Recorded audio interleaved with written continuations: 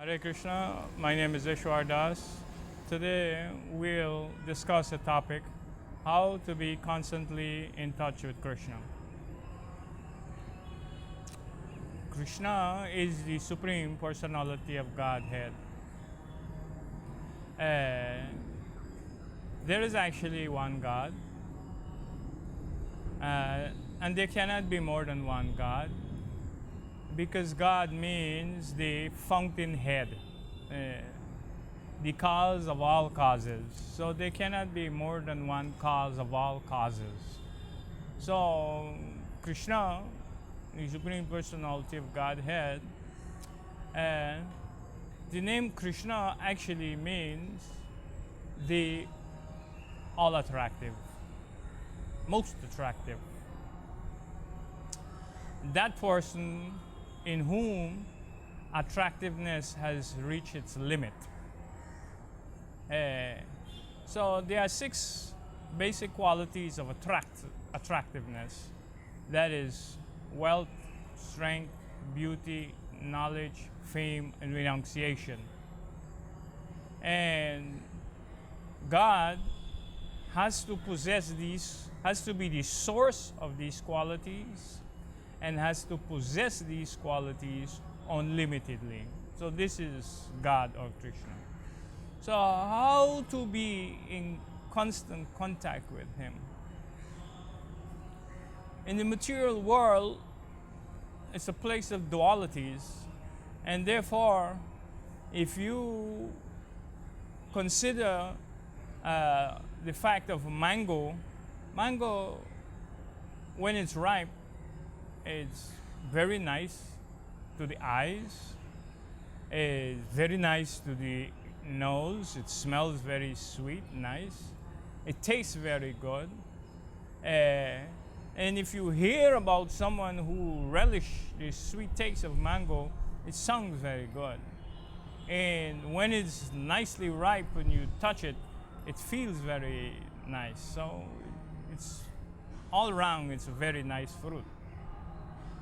But unless you come in contact with that object, that is mango, then you would not be able to fully understand its nature. So if this mango is still in the tree, and you say mango, mango, mango, then you will not be able to taste that mango. But this is the nature of the material world, and the nature of things that is transient. But in relation to God, He is not like that. If you utter His name, you think about Him, He is present in all such activities. But unfortunately, it requires a great deal of realization or purification before one can actually realize this. How God is present in His name, and He's present in His pastimes, discussing His pastimes. But nevertheless, if one indulge in these things on a regular basis with all sincerity, then gradually he will be able to realize God's presence. So if you cannot, at the moment, without practice, realize God's presence, it's only natural.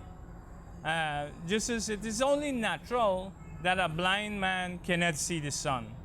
So it's only natural if you do not have attraction for serving the Lord or hearing about the Lord, chanting His names, discussing His pastime, it is only natural that you would not have taste.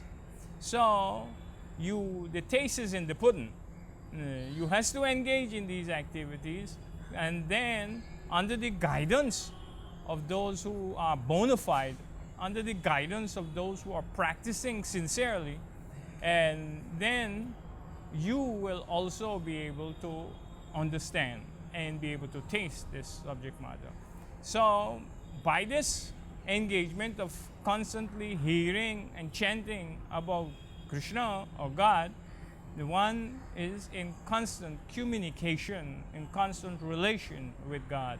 Because this is what it means. If we cannot hear If we upon hearing and chanting and remembering God, we cannot, or it is not possible, in our best effort, it is not possible for us to relate to God in spite of our purification, then it means that God is not omnipresent, or He's not omniscient. He cannot make Himself available.